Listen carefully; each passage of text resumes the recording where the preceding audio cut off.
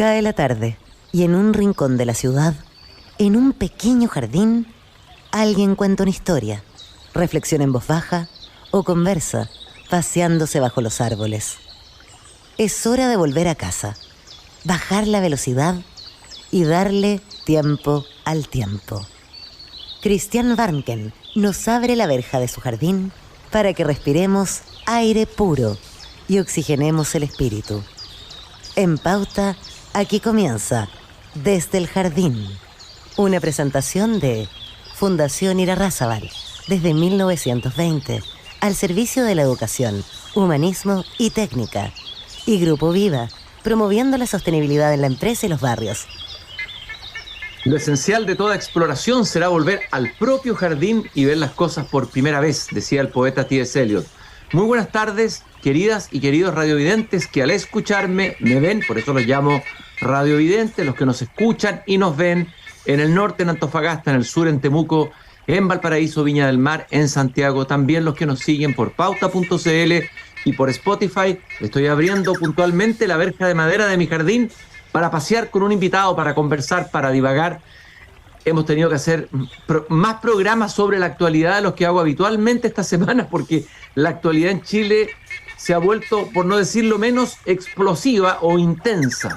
Estuvimos hablando ayer del tema de la filtración de los audios del abogado Luis Hermosilla. Hoy día vamos a hablar del tema de la seguridad, la crisis de seguridad. Un grupo de diputados de centroizquierda presentaron hoy día la propuesta de declarar estado de excepción.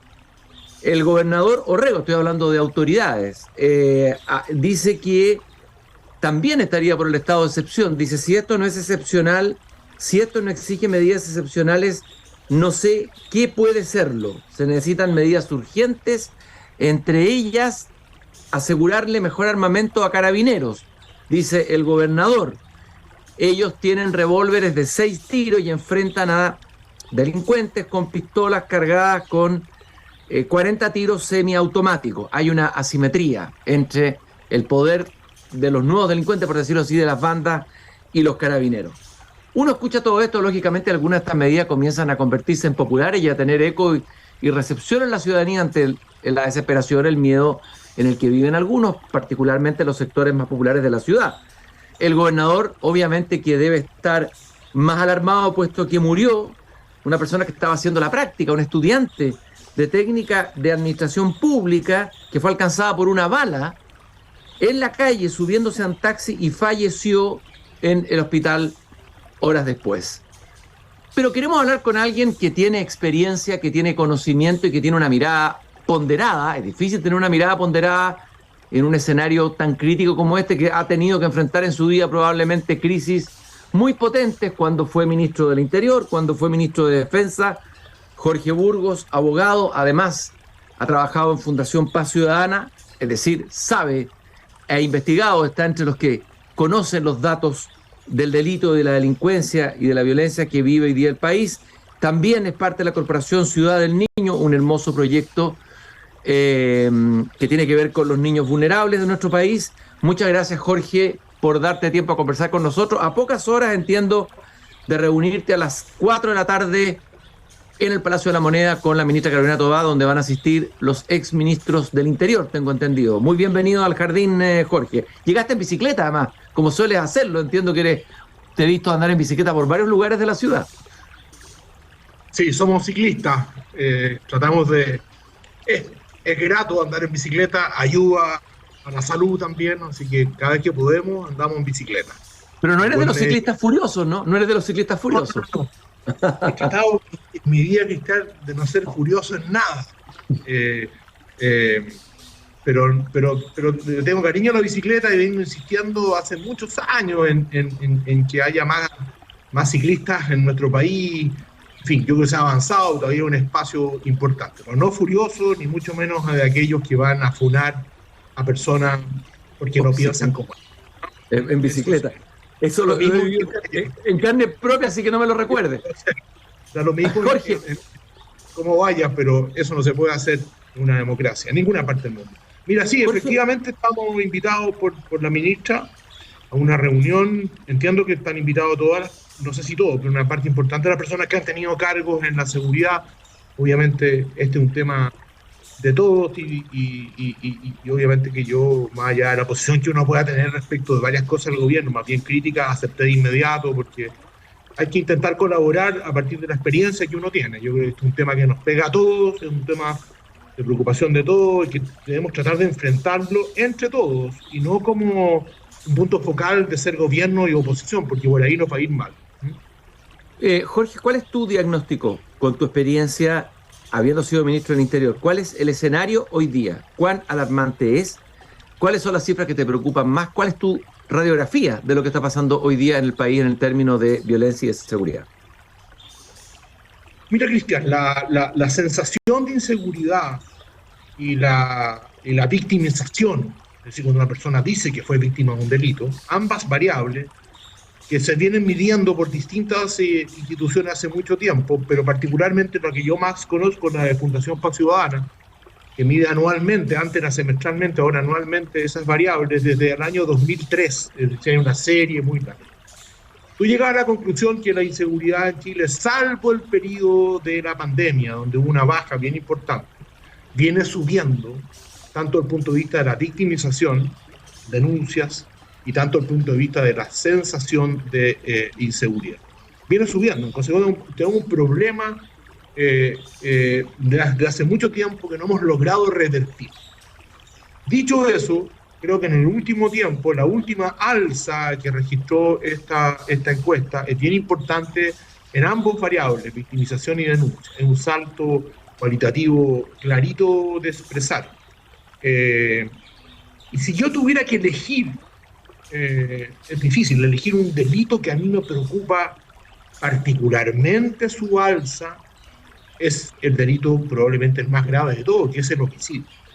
Nosotros históricamente, no obstante nuestros problemas de seguridad que vienen de hace décadas, hemos tenido tasas de homicidio bajas en relación con el barrio, digamos. Cuando digo barrios, América. América Latina. Pero en los últimos años, los datos que ha dado la autoridad, el último que dio, subió la tasa, si no me equivoco, del 3,5 al 6 punto algo sobre cada 100.000 habitantes.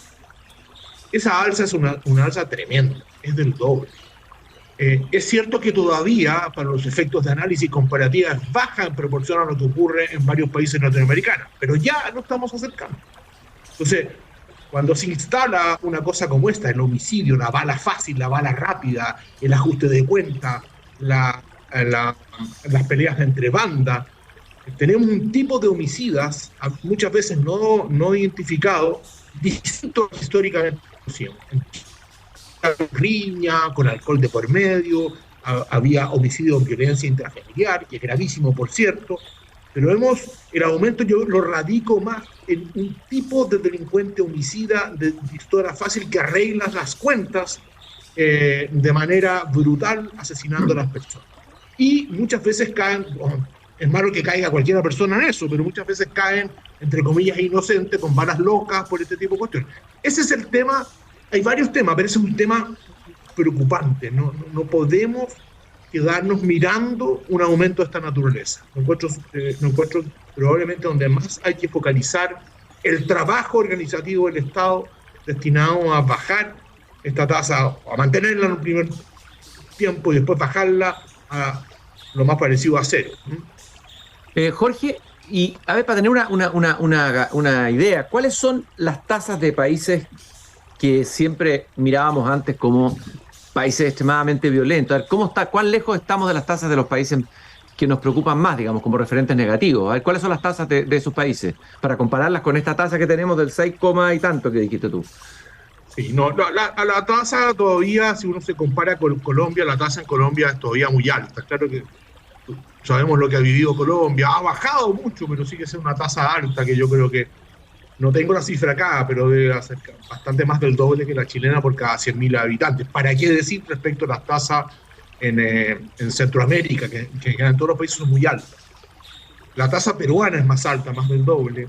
Y la tasa argentina, que uno tiende a compararse con sociedades relativamente parecidas en algunos aspectos, sigue siendo más alta que la chilena, pero ya no es mucho más alta que la chilena. Yo creo que la tasa argentina debe ser del orden del 7,5, voy a dar la cifra, no las tengo acá, 7,58. ¿Ah? Pero nosotros tuvimos una tasa del 3,5, que era de lejos, junto con Uruguay, la tasa más baja de esta parte del mundo, más alta que duda cabe de lo que pasa en Europa continental, y parecida a lo que pasaba en tasa en algunos países de la viejo telón de acero, digamos, pero ese era el rango en que nos movíamos. Pero obviamente que nos hemos acercado a tasas bien preocupantes en países parecidos a los nuestros. Cuando digo parecido, Argentina, Uruguay, también ha subido la tasa uruguaya, en Perú es bastante más alta, pero para contestar tu pregunta, en referentes relativamente simétricos en nuestra sociedad. ¿Y la tasa de secuestro no te preocupa tanto como la de homicidio? Se publicaron ahí en el diario Mercurio el otro día que estábamos, no sé, el alza había sido un 60% de los secuestros, quizás no son tantos hoy, pero empiezan ya a aparecer en los periódicos, empiezan a aparecer en los titulares. A ver, ¿qué pasa con los secuestros? ¿Cómo ves tú ese fenómeno? Elegí la que más me preocupaba, no la única que me preocupa. Entonces, la tasa de secuestro ha subido. El otro día escuché una tasa que hablaba un nivel de denuncia de 800 casos al año, significaría más de 2 casos al día. Yo ahí, como tú apelaste, yo soy una persona prudente, ojalá que sea cierto, quiero hacer un paréntesis. Yo creo que ha subido, yo creo que es preocupante que haya 2, 3, 4 casos de secuestro extorsivo, es muy preocupante y hay que ponerse a trabajar en terminar eso, porque si nuestra sociedad, en comparación a otros, digamos de nuevo, tenía algo que mostrar muy fuerte en materia de seguridad, era la inexistencia prácticamente del delito de secuestro extorsivo. Y esto tiene concreciones muy precisas.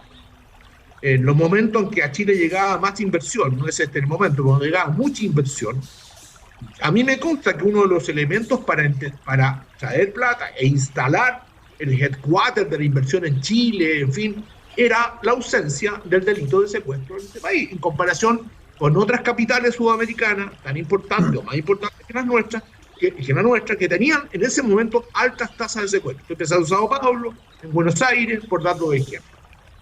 Eso hay que cuidarlo mucho. Entonces, si a ti se instala realmente el secuestro extorsivo como una acción delictual del crimen organizado permanente o recurrente, hay que hacer todo lo humanamente posible porque eso termine.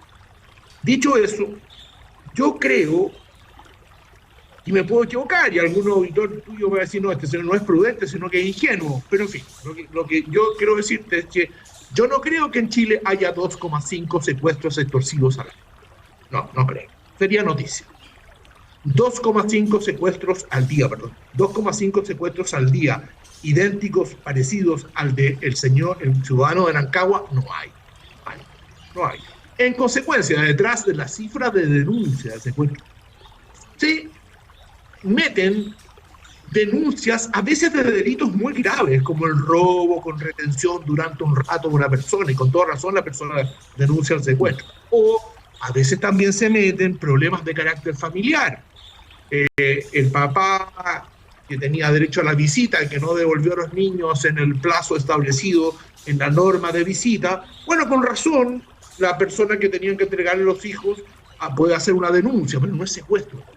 Entonces, tenemos un problema porque han habido secuestros extorsivos claros de 3 casos en el norte, Copiapó y este de Rancagua. Tenemos que trabajar eso. El mejor antídoto es evitar la impunidad, que caiga el peso de los organismos y la ley de manera muy rápida. En Rancagua ha pasado una cosa interesante a mi juicio, hasta donde sé no está toda la banda presa todavía, pero cayeron rápidamente una parte importante de la banda. Es importante que ocurra eso, pero esa es mi visión respecto al secuestro.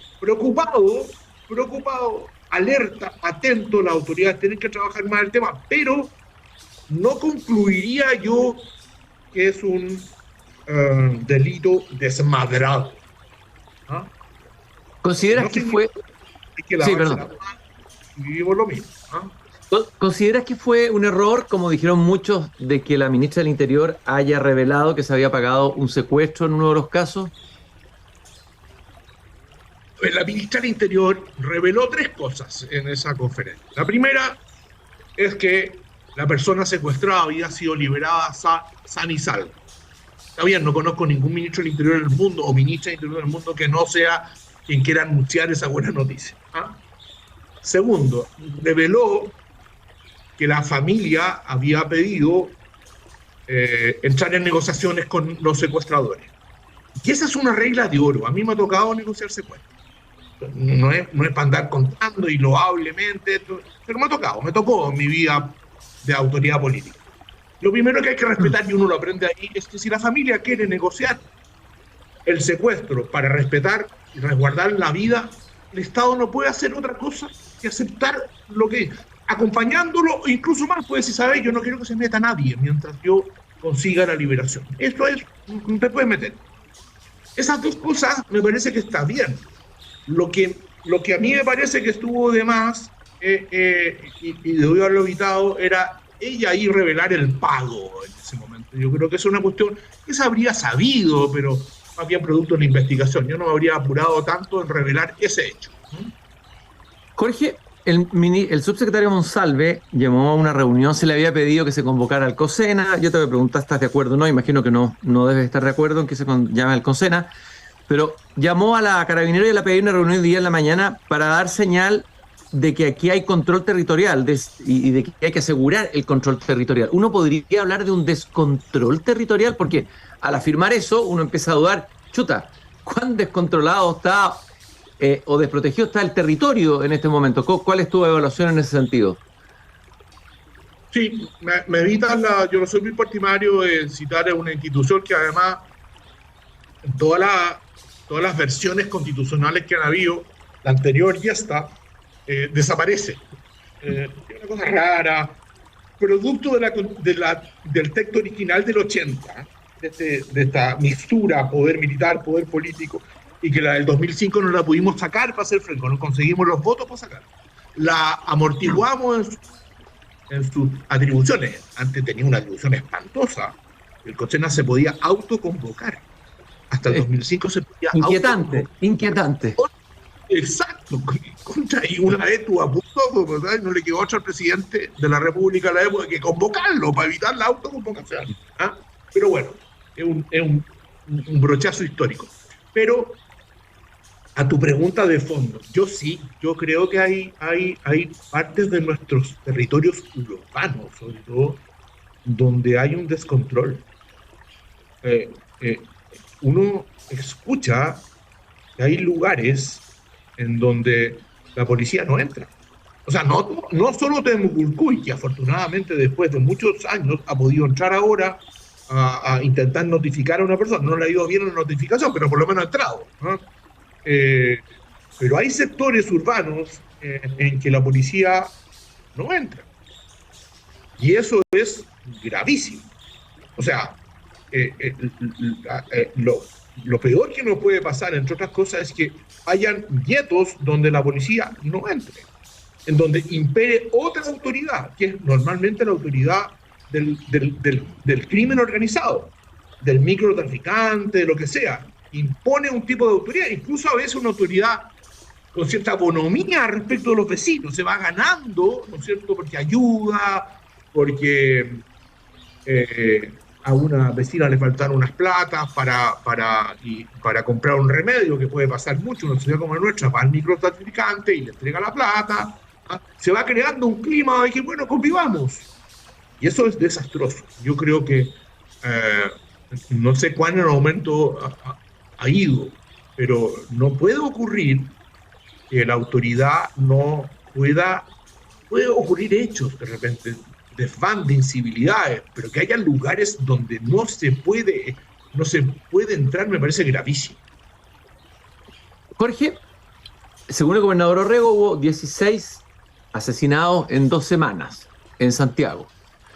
Bueno, uno escucha en la calle, yo ando harto en la calle, la sensación térmica es de inseguridad. Cada uno tiene una historia que contar en su barrio, en su calle, una vez es conocido, está cerca de personas y todo. Hay una sensación bastante extendida.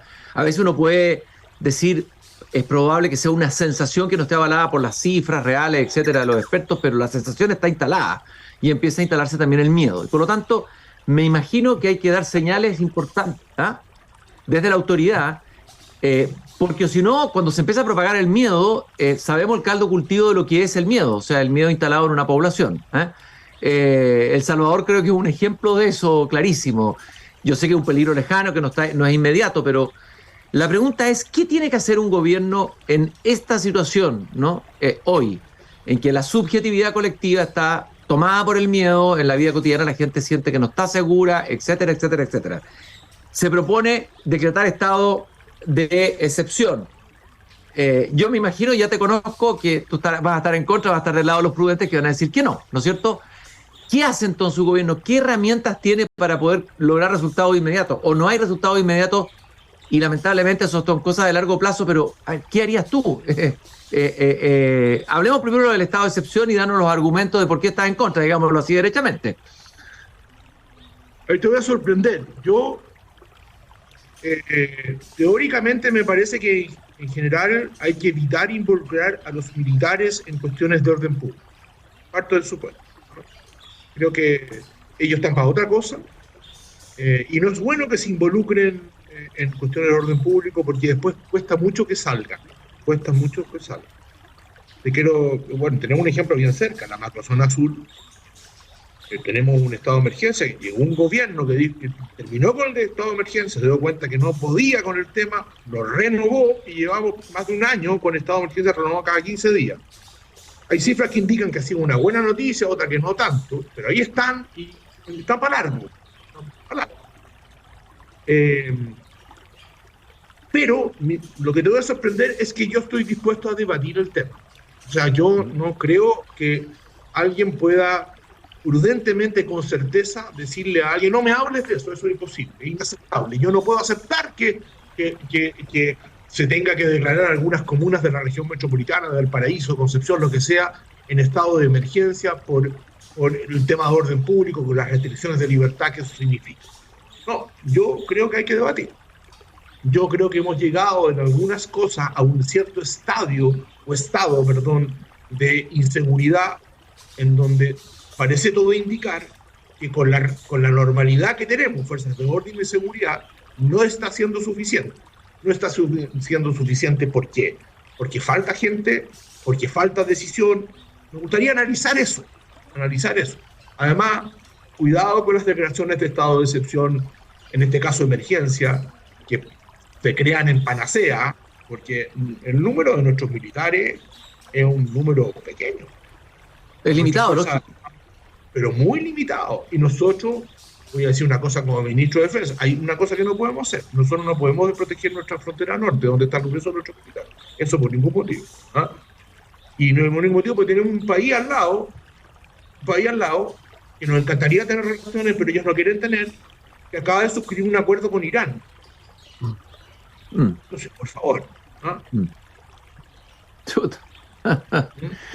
Ya, oye, ok, o sea, tú estás de acuerdo en que se pueda debatir. ¿Y cómo sería el caso hipotético un estado de excepción hipotético en Santiago? ¿Cómo debiera manejarse?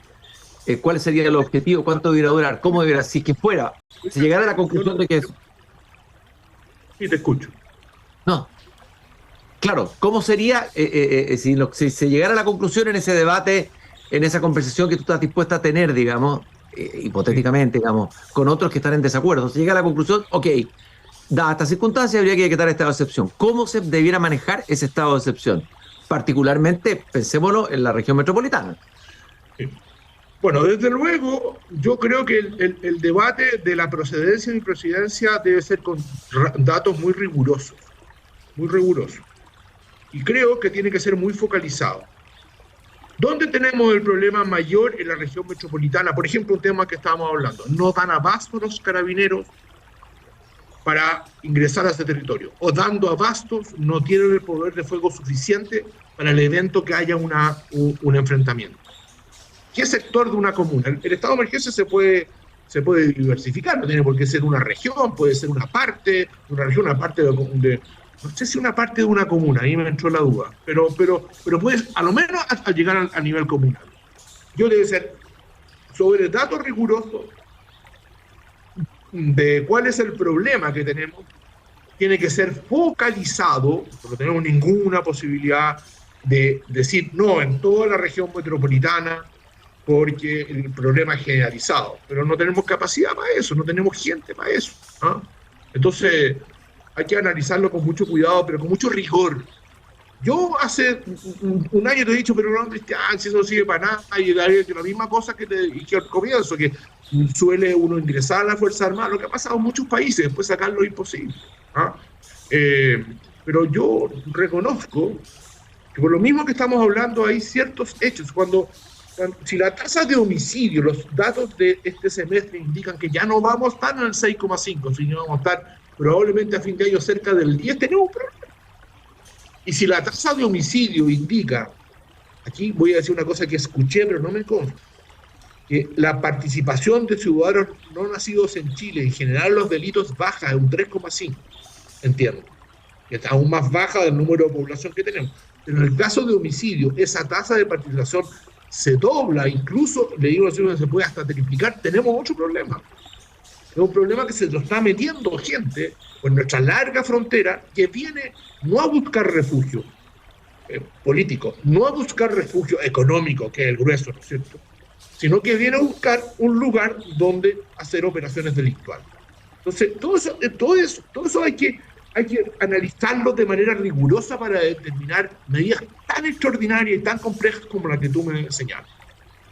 Jorge, tú acabas de decir que no se cuenta con la cantidad suficiente de personal en las Fuerzas Armadas. ¿Eso es un caso particular de Chile o ocurre con todas las Fuerzas Armadas del resto de nuestros países vecinos? ¿O nosotros particularmente tenemos pocos militares, por decir así, en ejercicio? No, es que para los efectos de lo que están los militares, es decir, para el resguardo de nuestras fronteras, desde el punto de vista, ¿no es cierto?, de la defensa, desde el punto de vista de la seguridad exterior, desde el punto de vista de cuestiones que tingen a eso, nuestra capacidad de mandar militares a operaciones de paz, tenemos el número suficiente. Es más, las Fuerzas Armadas en general y también las chilenas se han reducido porque hoy día la tecnología permite menos contingente, si eso es así.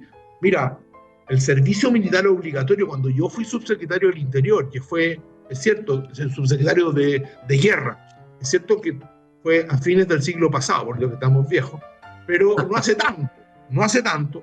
En esa época, la conscripción del ejército eran 12.000 hombres y muy pocas mujeres en esa época por año.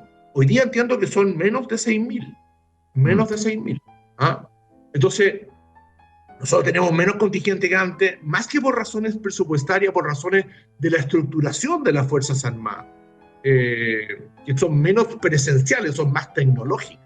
Para eso, de acuerdo al tamaño de nuestro país, de las amenazas tradicionales y las amenazas nuevas, yo creo que estamos bien preparados y hemos invertido harto dinero, ¿eh? Hay que mantenerlo, obviamente. Tú no puedes invertir 10 años y después dejar de invertir 5 años porque te tienes un lío, se pone todo obsolescente y después es más caro recuperarlo. Pero tenemos poco si nosotros vamos a tener que tomar la decisión de entregarle a las Fuerzas Armadas de manera transitoria, pero transitoria que se alarga. Yo tenía un profesor de Derecho Tributario en la Escuela de Derecho en Pío IX, que una vez a alguien le pregunté, no, yo le dijo, profesor, ¿cuál es la diferencia entre un impuesto permanente y uno transitorio? Entonces miró y dijo, mire, en Chile que los transitorios duran más. Entonces, también estas transitoriedades, excepcionalidades suelen durar mucho. Cuidado. Jorge, yo te quiero agradecer el haberte pegado el pique en bicicleta. Te veo que estás muy transpiroso, dejaste la bicicleta ahí en la entrada de mi jardín y tienes que volver ahora a la ciudad de nuevo, desde este pequeño oasis, este rincón en el que nos gustaría hablar, desde luego, de temas más poéticos, pero tenemos que hablar de esta realidad. Estamos en un rincón de la ciudad, pero estamos dentro de una ciudad que nos preocupa, que es nuestra ciudad y nuestro país. Muchas gracias, Jorge. Puedo recomendar un libro. No puedo dejar de hablar contigo sin uno, el que estoy leyendo. Oye, un día vamos a hacer un programa solo para hablar de libros. Yo creo que vamos a tener que estar invitados a venir solo a hablar de libros. Ya, dale. Y ahí me reivindico lo aburrido que puede haber sido esto. En ese me voy a entretener. Puedo ser más entretenido. Mira, estoy leyendo el último libro de Vargas Llosa. Me lo recomendaron mucho. A ver, cuéntame, dame tu impresión. Llevo un cuarto, lo empecé hace un par de días. Muy bueno, bien notable que un hombre a los 87 años no haya perdido un ápice de su capacidad de escribir y escribir bien. Realmente bueno. Te dejo mis sentimientos, se me olvidó en este momento el nombre, pero es muy buen libro, lo recomiendo. Pero de todas maneras, tuve la suerte de entrevistar un par de veces largas entrevistas a Vargas Llosa, he leído sus novelas, soy fan de esta no la he leído, pero ya había escuchado a otro buen lector como tú recomendármela. Así que vamos a invitar a todos los que nos escuchan a que busquen el libro de Mario Vargas Llosa recomendado por Jorge, y te vamos a invitar la próxima vez a hablar de libros, así una conversación más abierta como lector. Muchas gracias, Jorge, por estar aquí en el jardín. Y Jorge Burgos, muchas gracias, exministro del Interior, exministro de Defensa, aquí desde el jardín. Nos encontramos nuevamente mañana cuando vuelva a abrir la verja de madera de mi jardín a las 8 en punto. Recordarle que nos acompaña Fundación Irarrázaval y Grupo Viva, comprometido con la sostenibilidad en los barrios y la cultura en la empresa. Gracias por habernos acompañado y hasta mañana. Es hora de cerrar la verja de madera del jardín. Pero Christian Warnken la volverá a abrir todos los días de lunes a viernes a las 20 horas en Radio Pauta, cuando comience de nuevo Desde el Jardín. Una presentación de Fundación Irarrázaval, desde 1920, al servicio de la educación, humanismo y técnica. Y Grupo Viva, promoviendo la sostenibilidad en la empresa y los barrios.